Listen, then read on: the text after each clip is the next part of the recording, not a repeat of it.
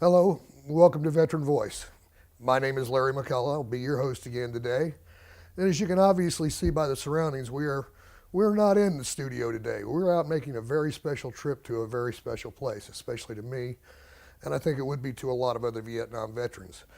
We're over in Calvert City looking at a museum that's put together that concentrates on Vietnam and the things that came from there and the memories that some of us left and some of us still carry.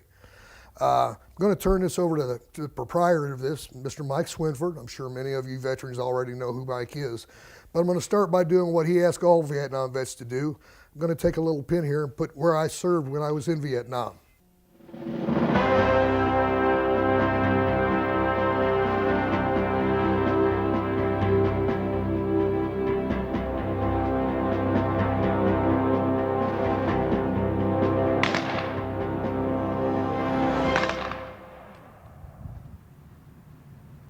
Hi, I'm Michael Swinford, and it's certainly a pleasure to have Veterans Voice with me today. We have a very special program lined up for you, and that will include visiting a museum that we have erected in Calvert City, Kentucky. The reason for this museum being that I was instrumental in erecting the Vietnam Veterans Memorial in Metropolis, and we had gathered some memorabilia to highlight the memorial and for different displays that we had. So we just put those away and really didn't pay much attention to them for a lot of years, and then we started adding more pieces. I made 3 trips back to Vietnam since the war, and when I went back I collected many items that we had used in Vietnam, and they too got stored away. When finally I couldn't have enough room to live, there was just stuff everywhere. So we decided to erect this museum as a memorial of sorts to all Vietnam veterans. We invite them to come and visit with us. We have many items that will amuse them. We have items that they will like to see, because if it was used in Vietnam or you saw someone that had it, we probably have it here. And this museum is for all veterans, of course, and you're welcome to come and visit with us. We have some very unusual, we have rare antiquities, we have very different types of armament, we have different types of shells, we have clothing, we have the whole gamut of Vietnam-related items, and we just thank you so much for coming to visit with us today. Thank you. Here we have our wall of uniforms. It would be impossible to collect every uniform of every branch of the service that was in Vietnam, but we tried to collect a representative of each service and what they wore. We have here 2 different types of flak jackets. We have what they call a ghillie hat, which is what we would wear if the LRPs and the Green Berets and Special Forces would use, because they were out in the bush a lot doing ambushes and observation. And that was very important to them. So we have our 2 flak jackets. We have a fire coat here from Vietnam that they actually wore over there. And we have different types of uniforms here. This is a camouflage pattern. This actually was the deckhand on the USS Forrestal. That was something that he would wear, and he has his helmets to protect his ears from the jet blasts. We have an Air Force officer up here, and next to it we have the Navy. And by the way, he's a medical corpsman. Down here we have a DI's uniform, or at least his shirt. We don't have the complete uniform yet, but we will someday. And we have the famous DI hat, which strikes fear into men and women alike, because they make you do what you're supposed to do. Moving a little farther, we have our Canadian friends represented here too. This is a Canadian uniform. We have up here an Army uniform, an Air Force uniform. And down here we actually have my old jacket that I wore to keep. I have added an insulated liner since I was there, but this is what I wore during the rains and whatnot. This is another Army coat over here. It's very old, but it is representative of the early Vietnam War, what the Army personnel would wear. Also on this wall, we're very lucky to have a collection of hats. These are different styles, different shapes, and the reason for this being is these hats come from the different tribes in Vietnam, the Montagnards, the Nungs, and each different tribe is represented by a different type of hat. So we're very fortunate to have been collecting all these different hats. They're very interesting. The workmanship is very good. And let us now move over to another area. As you noticed before, we have all the Vietnam veterans that come into the museum to put their locator pin on here where they were stationed in Vietnam and what branch of the service they were in. Hopefully someday we'll have the entire map all covered up with different color pins, and that will be something special. We have several posters up on the wall. Some of them anti-war posters, some of them the enemy's posters, and some our own posters. So I've kind of given a mix of different factions that were involved in the war in Vietnam. Every Americans are representative, as well as the North Vietnamese, and it's something that it takes a while to look at it because the posters are very in-depth and they all mean something to someone. And we do have a functioning library here. We have CD-ROMs, we have books, both fiction and nonfiction. Mostly they're nonfiction because we want to use this as a learning resource. We are in the process of acquiring a computer where you can sit here and look at all the computer programs we have, as well as we have some music CDs from the Vietnam War, which a lot of the guys can take home and play. The books are available for checkout for up to 10 days. We just invite everybody to look at the books, and if they find something that interests them, just about every major campaign and battle in Vietnam, we have a book to cover that. So we welcome you to check out books as part of the museum. Now what we have here is a typical, for the most part, battlefield casualty. Now this man's name is John, and he got wounded around the mouth area. They brought him here to our tent, which is a medical tent in the field. There's things here that the medical people have to have. There's a body bag down here, and this is the flak jacket he was wearing when he got hit. He took his helmet off. Around here we have his knife.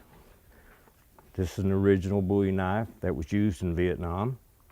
We also have his sidearm, which is a .45, model 1911, I believe it is.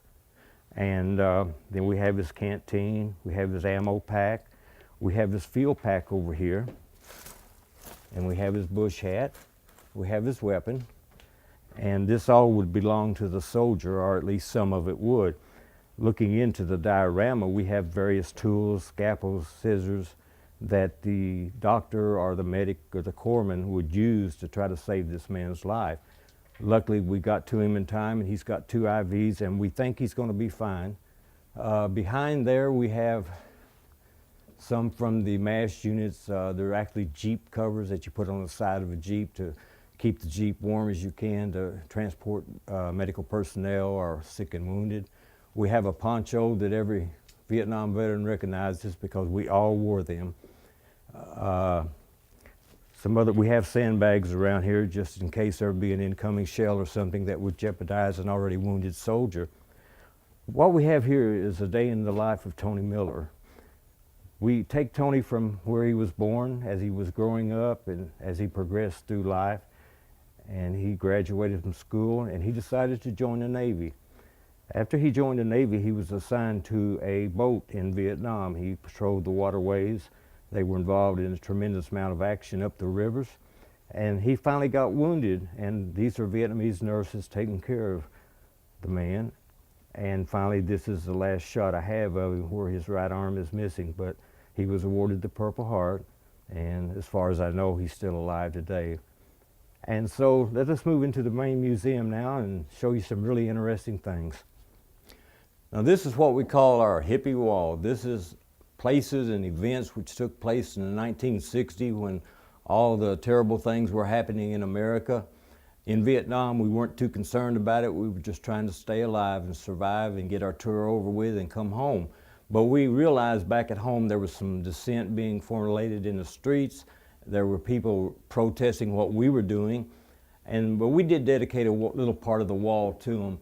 We have a picture of the famous Jane Fonda, which she's a sweetheart for every Vietnam veteran. And we have our Peter Pot Pusher. I do not advocate any drug use whatsoever, but it was a part of the era, so we had to include it. We have a Grateful Dead in the War rally here at Yale University in 1971. And we have some anti-war literature that came across. This is actually an original ticket from Woodstock. Now, they didn't sell but a couple thousand of them, I believe, but 50,000 people since then have said they were there on that day. So it's a little bit skeptical, but this is the original ticket from there. We have some anti-war pamphlets. We have buttons that feature the anti-war era. One of the Vietnam veterans, actually, he was totally against the war, and he started to make his own little uniform here. Again, I don't necessarily agree with everything, but he has the right to be what he wants to be, and that's what we were fighting for, so the South Vietnamese could be what they wanted to be. And so they had their right to what they say, and so this is our 60s wall. We're probably going to add some more to it as we go along. But right now, we even have a handbook for conscientious objectors. I'm not sure what that entails. I have not read the book, but I'm sure a lot of people have. But it probably summed up best by my little Beetle Bailey cartoon here. Is it true that war is a young man's game? Yes, old men couldn't go through all this. Old men just start the wars. And that's essentially what happened in Vietnam. The old men were starting the war and playing with the war, and we were grunts in the field, and we just wanted to do our job and go home to mom and apple pie and our pets and whatnot. We didn't want to get involved in the political structure of America because America was going through a traumatic time. There was a complete shift of moral values during that time, and what used to be was no more, and there were new things coming every day. But we didn't care much about that. We just wanted to survive, because at every place in Vietnam, there wasn't any place totally safe, and you could be killed just standing on the street corner, or you could be killed just riding a bus or whatever. So it was a very dangerous time for every person that was in Vietnam was subject to instant death. And that was very difficult for us. We couldn't understand the correlation between that and what was going on in America. But we tried to put aside our differences, even with the different races and the different issues being brought up. We tried to come together and say, let's do this for each other. Let's help our friends and our buddies survive this thing. We'll discuss these political issues at a later date in a different form. So this is our 60s wall, and we're kind of proud of it in a way. Now we're going to move on and show you some unique items in our display cases. In another part of our museum, we invite you to take a look at some of the items we have behind glass. The reason for this is they're very unique items, one-of-a-kind items, or things that you simply can't find anymore. Among the items we have on display, looking to the bottom here, we have a bugle that was used by the North Vietnamese Army to signal attack across the fields at night. Very effective, and if you were on ambush or if you were in a patrol going up a mountainside, the very sound of that bugle could just put you in a bad situation. You would develop what they call the pucker factor, and that was something that had happened to all of us at various times. Those that were there will understand what I'm talking about. Behind that, we have a bottle of 33 beer, and every soldier and airman and sailor that was in Vietnam remembers the 33 beer. The story goes, if you drank the beer, that you would die and go to heaven someday, and you'd have 33 virgins. Well, when the communists took over in '75, they decided they were going to change the name to 333. I guess with the advent of Viagra and things like that, they thought they could rename it 333. But it's very rare, still has beer in it. One of these days, we're probably going to pop it open and take a sip of it, if I can find anybody that wants to. On the bottom here, we have the Ho Chi Minh sandals. These are made out of rubber tires. They were very good, and they last quite a long time. And if you have a breakdown, you just find you another motorcycle somewhere and strip off the tire and make another pair of sandals. It's not a big problem. Looking up here, we have a dish up here, a bowl, and it's an example of the porcelain that the Vietnamese make. It's actually ingrained with little beads of rice, and as you hold the bowl up to the light, you can actually see the grains of rice from the inside and the out. And that's a pretty rare thing to have because it's very difficult to make. Looking on top, we have several collections of cigarette lighters. This one, in fact, was shot through and through with an AK-47. I don't know the full story behind it. A gentleman sent that to me, and several people have done that. They've sent me things that they would like to put on display. We have the Viet Cong medals, we have the North Vietnamese Army medals, and we even have one that shows our friendship with the South Vietnamese Army. And these are all rare and they're hard to come by. So we have those on display. If you will look down on the bottom again, we have a ship that was made. The story behind the ship is, of course, it looks a lot better today than it did when I obtained it. A South Vietnamese man was captured by the North Vietnamese. While he was put in a prison camp in Hanoi, he tried to find something constructive to do in all his agony and his misery. So he began to collect little wood pieces and anything that he could scrounge up in the courtyard. And he finally put this ship together. And when I got it, it was all broken and bent and old. So I refurbished it. But it's a very telling thing that a man would spend 8 years in prison, but yet out of all that, he made something really beautiful. If you will look up here again, we have various items that were used in Vietnam. We got this little book here, this little pocket guide to Vietnam. I don't know that everybody read it, and even those who read it, I don't think fully understood it because it was a contradiction in terms. What they told us about the Vietnamese people in this little booklet did not apply when you were looking on the other end of a weapon. We even have a little opium pipe here, if you can see that the better off people in Vietnam, they would put them a little ball of black opium in there and forget their troubles for 24 hours. I've never used that personally, of course, but it was given to me, and the man that gave it to me said it was very effective. These things I know not of. But if we look again on top of the display case, we have some money, we have badges, we have actually ID cards and orders that a South Vietnamese soldier would get. And we have an opium tool right here that is used to slice open the opium bud, and they take it and they rake it down, and the opium oozes out, and then they collect that, and of course eventually it'll turn into other opiates. But and looking at this one over here, we have some very interesting items here.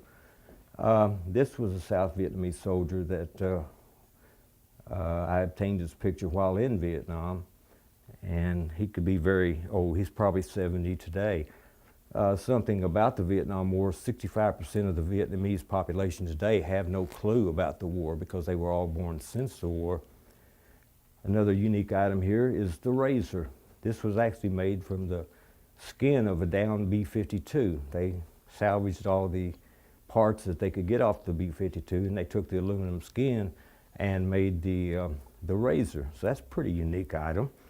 If you look down here, we have a razor that was made by the same people with the aluminum. And over here we have a very unique knife. The skin on this knife is actually made from the red deer.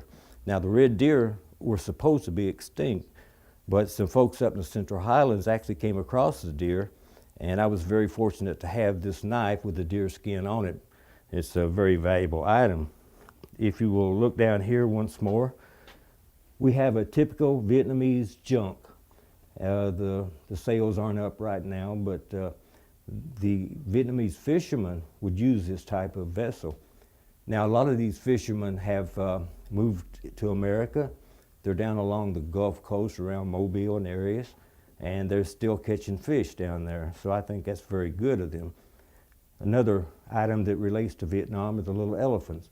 I think about every soldier that was in Vietnam brought one of these little elephants back with him, but they're becoming quite rare. These are from South Vietnam, and they're very difficult to find anymore.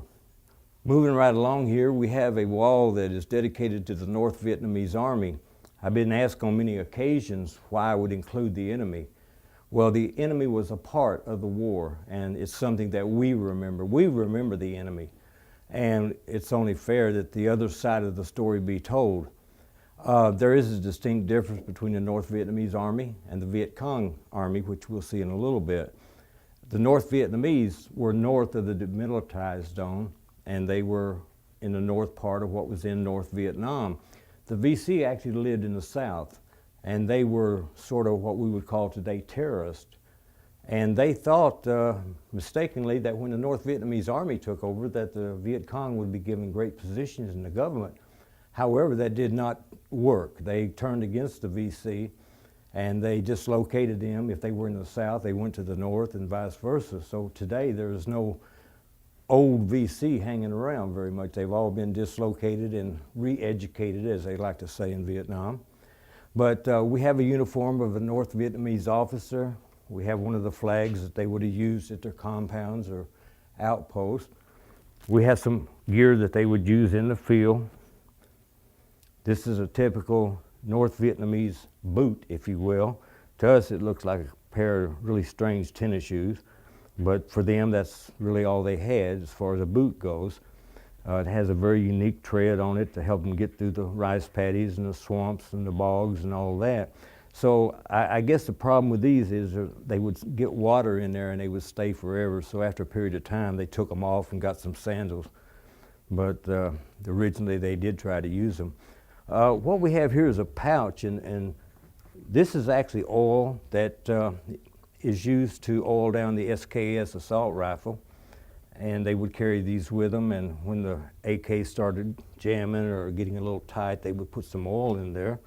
This is a typical helmet. It's kind of a pith helmet with the North Vietnamese signal. This is what the North Vietnamese would wear as they continued their charges and moving south to take over the other cities in South Vietnam. Now here is the VC wall. Some of this is totally different by this. They did say they had to write. They were all on the same side, but at times it was difficult to ascertain exactly who was who. And you did not know, this is the black pajamas people have heard about so much. And when someone would wear the black pajamas, you couldn't tell if they were VC or whether they were South Vietnamese peasants. There simply was no way to tell. Of course, this one here has a Viet Cong flag stuck in it, or a North Vietnamese flag, so we kind of know who he is by his identification. This is the official flag of Vietnam today that joined North and South Vietnam, and this is their national flag. So we put that up there just so we could identify this man or woman. There were a lot of women fighters from the VC, and they were very good fighters. This is a typical photograph here of the VC meeting in a jungle setting. This is a rocket that they're going to fire at us after a while, so we have to watch these guys because they'll sneak up right to our positions. They'll get through the razor wire and they'll hit us with a sample charge or perhaps a rocket or two just to let us know that they're still out there. This is actually a flak jack here, a flak jacket, and it's just a quilted piece of material. This will not stop a real mean mosquito, but they wore this and they thought this would really protect them because they had the power of Ho Chi Minh behind them and General Giap, and they thought that would really help them, but unfortunately there's millions of these in buried graves in Vietnam today, so they didn't have a very good idea. This is a canteen used by the Viet Cong. They painted their little flag on there, and they made the strap out of what looks like parachute cord, but it was quite effective. It was something they would take with them and drink. These are the VSC would wear a different color scarf, and different divisions and different outfits would wear different colored scarves. And moving right along here, this is a lunch pail that the Vietnamese, the Viet Cong would carry with them. If you open this up, you find out they got a little pot in there to cook rice in and whatnot. So this shows an example of Viet Cong booby traps. I will add that we are in the process of preparing a real, authentic Vietnamese village in the back, and we will include some of these traps and so people can see what really happened. And I have the bamboo to make the punji stakes and whatnot, and that would be something that's coming in the future. We have here what a medical personnel for the Viet Cong or North Vietnamese Army would carry. We have tweezers, scissors, and we have some tongue depressors here. And by the way, we enjoyed these tongue depressors because they were very good for getting the mud out of your boots. So we always like to see the corpsmen get a handful of those. But this is something that the medical person that was with them, and this is real. I don't have any idea what this is. This is some kind of suture material here. It's not exactly fluorochromic, but it served the purpose. It would sew them up real nicely. So we move along a little farther, and we have some genuine opium tools down here. This is used to harvest the opium out in the fields or to harvest the rice. And we have another tool up here that was used to stir the opium. And this is a gas mask here. This was used by the North Vietnamese Army, and it too was not real effective. But the people in the rear areas sometimes found another use for this. It had something to do with smoke. Of that, I do not know either. However, we have our last piece here on this wall, and this is a crossbow used by the Mountain Yard tribesmen. This is their arrows. They're each handmade and put together, and it's very uniquely put together, and these were very sharp, and they would rub the end with urine or feces. And the objective of the Viet Cong was not to kill us, it was to simply wound us, because it would take 10 people to take care of a wounded person, whereas 2 people could take care of a dead person. So really their objective was to wound us, and that would consume a lot of the hours and the people that were involved in the medical history. This is our ammunition bunker over here, and below it we have a very interesting piece of tribal artwork. It's a wooden stick, but it's been carved out in many different manners and forms to really make the tribal leader probably would carry this around with him as a sign of his power. If it didn't belong to a tribal leader, it probably belonged to one of his lieutenants, but it was just something to indicate that he had the power to make decisions. These are what they call law, L-A-W, and these are empty tubes, but a lot of the people use these out in the field to take down a whole mess of enemies, so to speak. If they were clustered in one area, they could drop a couple of these on there and it pretty much eliminate your problem. We have something down here that's very unusual.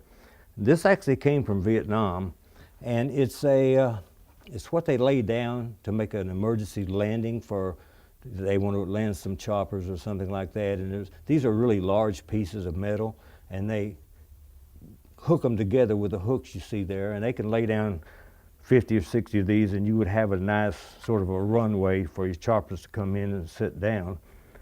And down here we have a mine sweep. We got all the parts to it, and it's actually something that the soldiers would work back and forth across the trail or across the road to detect any mines that they might come across. If they did detect any, they would have to get someone to go in with a bayonet and try to defuse the mine. Very unusual piece. I was able to get that from a man that told me that he had brought it back with him. I really have no reason to doubt because the dates match up, but it's a very unique part of our museum. If you'll move over a little bit here, we have different kinds of uniforms. Again, we have a Marine Corps uniform. We have a CB uniform here. The CBs were Navy personnel, and their main objective was to build things, but they were armed and they were involved in a lot of firefights. They came under fire many times in the areas that they were working to erect something. Here we have some radios from Vietnam. This one here actually came from on the border between Vietnam and Cambodia. It's kind of a takeoff on the name Sanyo. It's called Super Sanny. But lo and behold, if you turn it on, you tend to get some music and some air traffic control over it. So it's very interesting, and we listen to it quite a bit around here. Here we have a little smoke grenade that we can pop if people start getting too close to us. This is a yellow top on it. It's called a Fuse M201A1. And that's just something that we keep around to kind of form a cloud if we have to get out of here in a hurry. Would you like to hear some of the traffic sounds? Now, you have to understand that I brought this back from Vietnam, or I acquired it from Vietnam, and it's amazing that it would play this 40-year-old sound. But this is actually 2 chopper pilots that were in the process of getting shot down in Vietnam.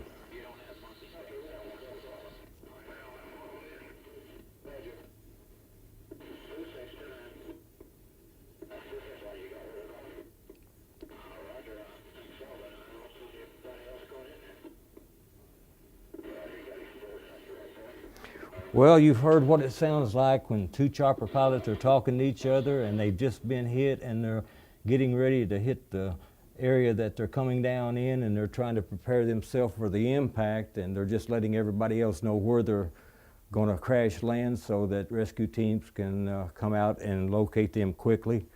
They did have devices which would draw them, the rescuers, to their area, but a lot of times when they went down, they were immediately surrounded by the North Vietnamese and the Viet Cong, and they were captured.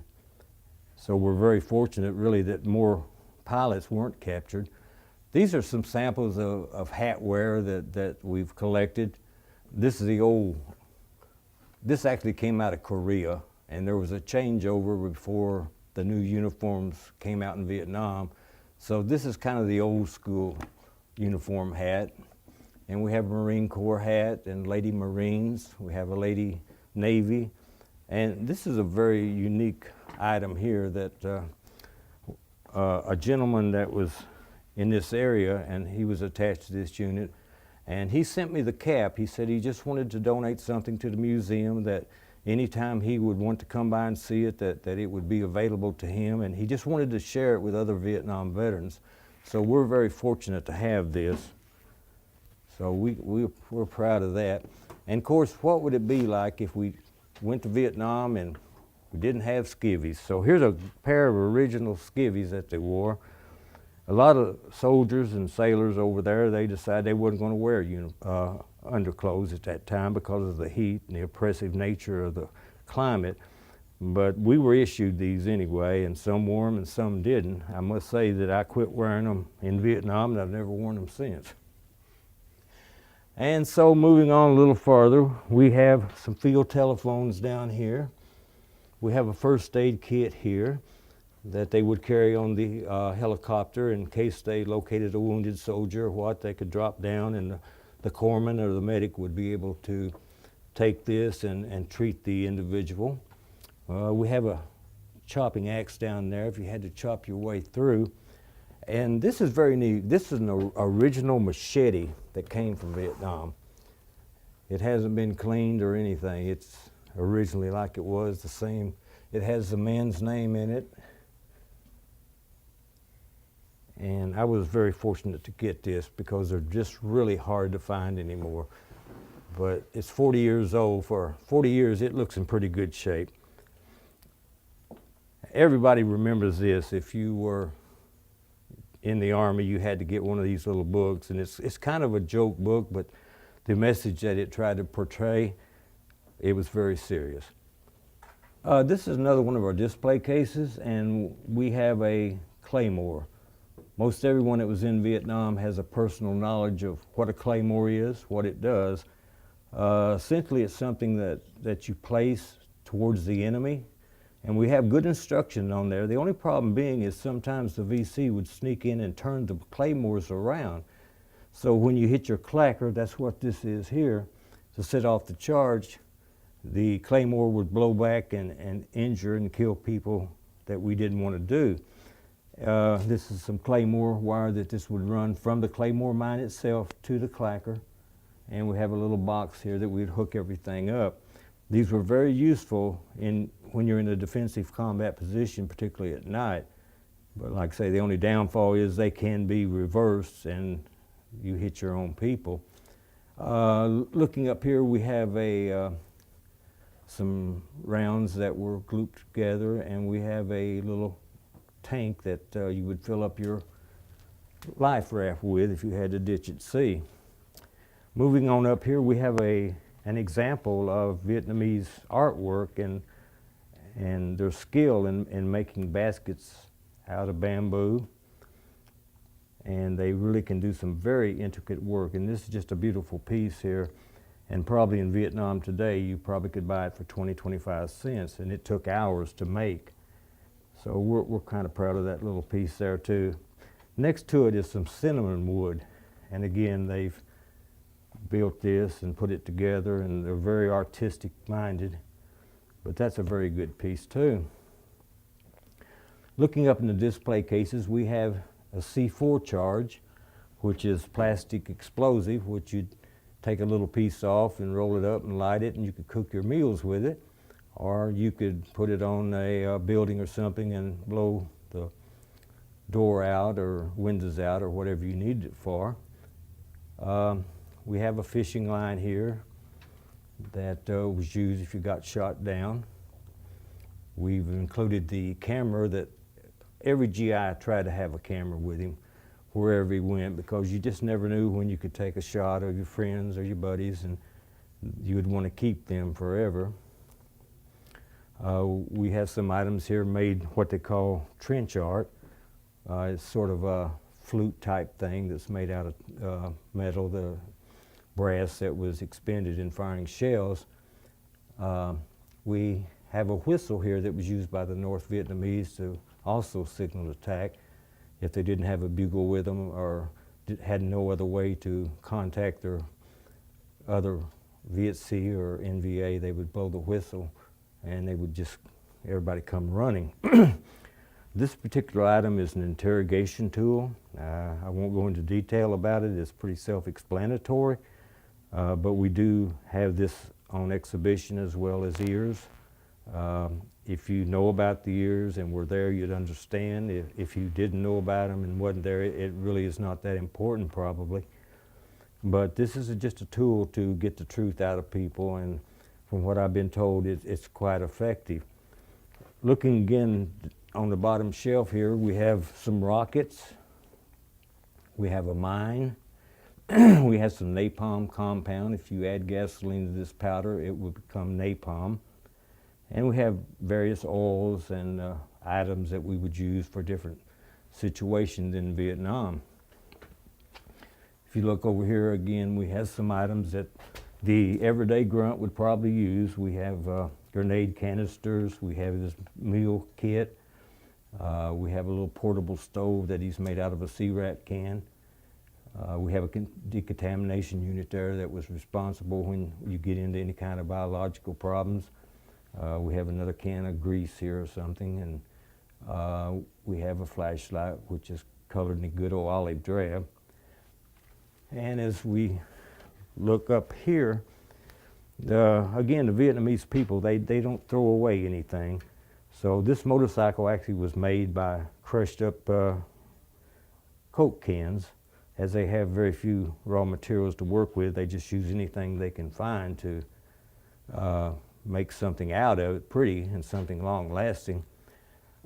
Up here we have a little pipe made out of spent shells, another example of trench art. We have some flares here. These are the flares that they would shoot up, or you could shoot them up off the end of a M79 grenade launcher, and they contained a parachute, and they would float slowly to earth, and it would light up the whole area that you were in, which is good, and again, it could be bad depending on who was out there. We have a little transistor radio in the back there that, again, a lot of GIs carried that, and we had Armed Forces radio in Vietnam, and they enjoyed listening to the different programs. Moving on down here, we have a comb right here, and this was made from the salvaged skin of a downed B-52. Again, they waste nothing, so they took the aluminum skin off and made various things. The dog tags here belong to a John Rambo. Now, there was a real John Rambo that served and died in Vietnam. But this is not the Rambo that people see in the movies, because he was a figment of somebody's imagination. The real John Rambo was not a hero, except that he did what his country told him to. But he was not a Superman or a superhuman, but he was a great American in that when his country called, he went and he served and he did his very best. So those are the real John Rambo's dog tags. We have another item here that's kind of strange. It's called Bear Shit cigarettes. Now that seems a little crude perhaps, but the story is that Lucky Strike wanted to donate a lot of cigarettes to the men overseas, but they didn't want their logo and everything on it. So inside this are real Lucky Strike cigarettes. They just have a whimsical name on it just so they can package them together, but nobody would really know what they were.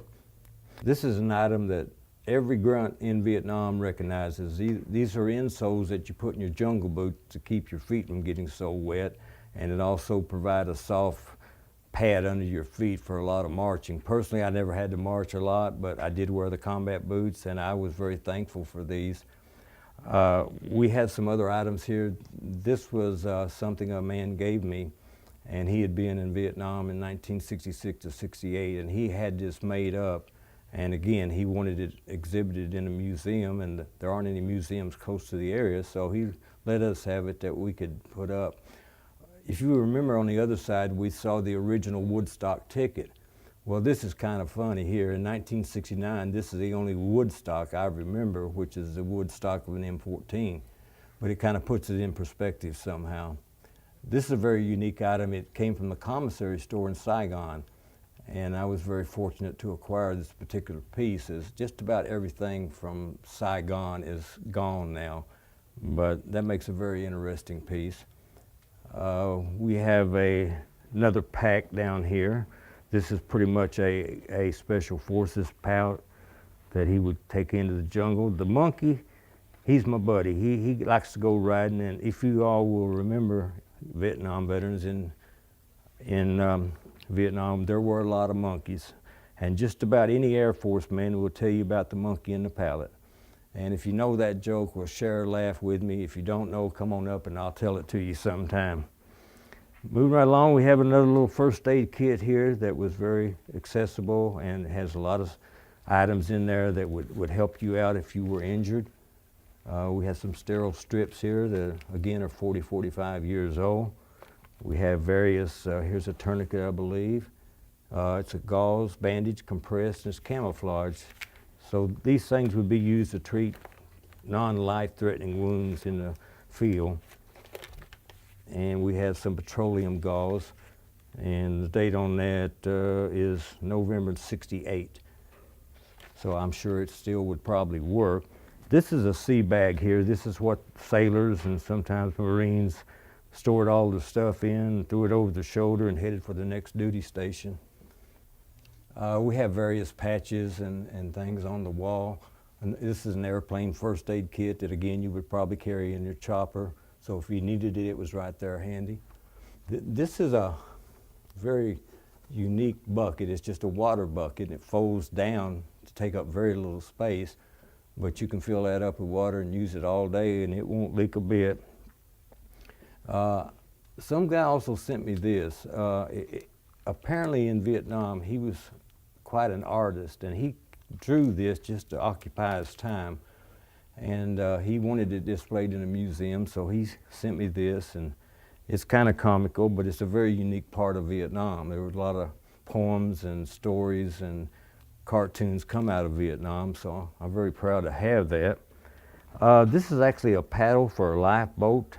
If a fighter was shot down at sea, he'd get his lifeboat or life preserver out, and this would help him. And also it's reflective on the other side, so he could reflect the sun or perhaps even the moon off, and they would find him. Over here is a very unique item that a lot of people will remember.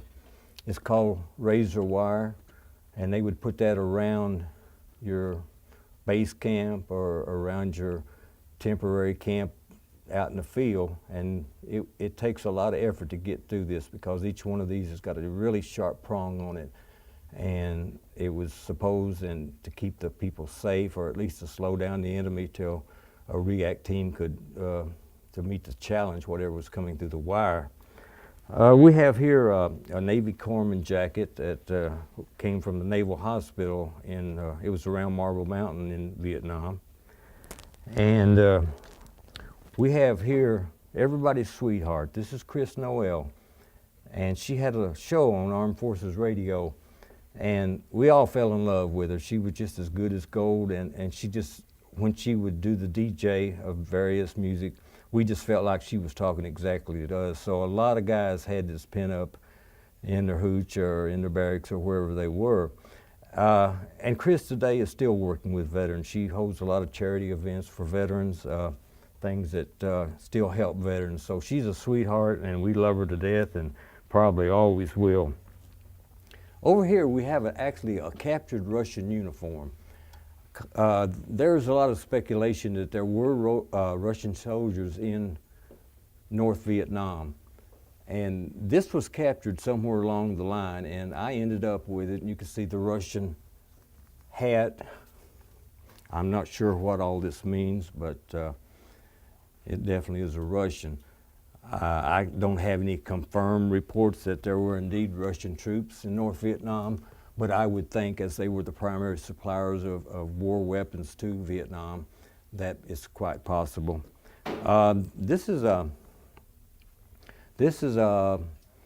well, they passed these out is all I can say, and it was to entice the Americans to cross over to the other side. They would offer you this pretty girl and a lot of money, and you wouldn't have to die. That was the gist of it.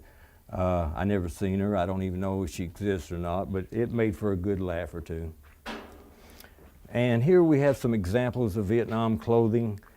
This is actually my jacket that I picked up in Vietnam, and it shows all the different towns and whatnot.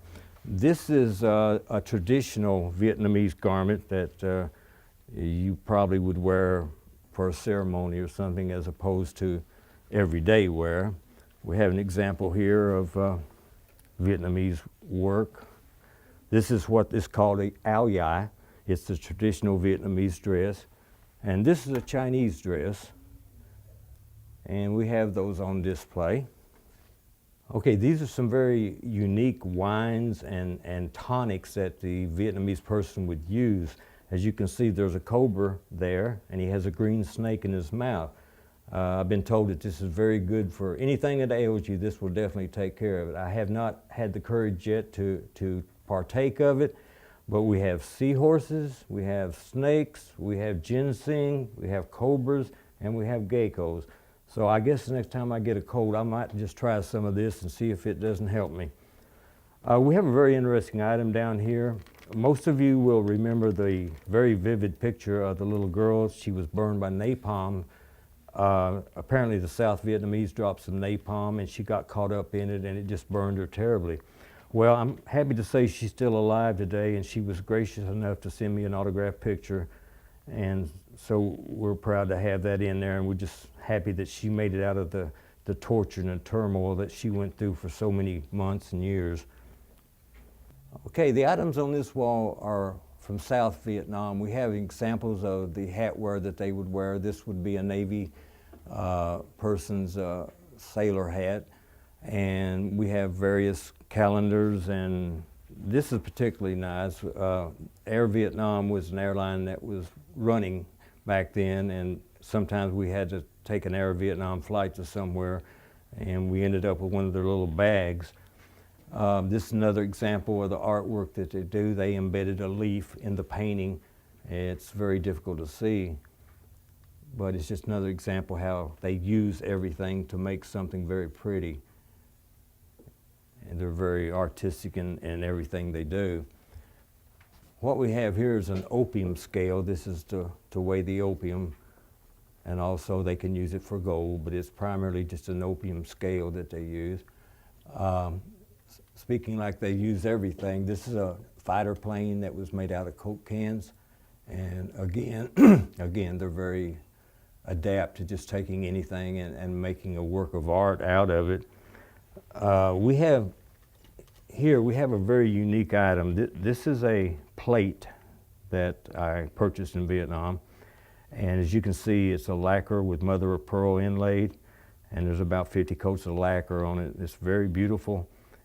Probably isn't functional for everyday use, but again, it's an example of their artistic ability. If you look down here, we have a flute made out of bamboo.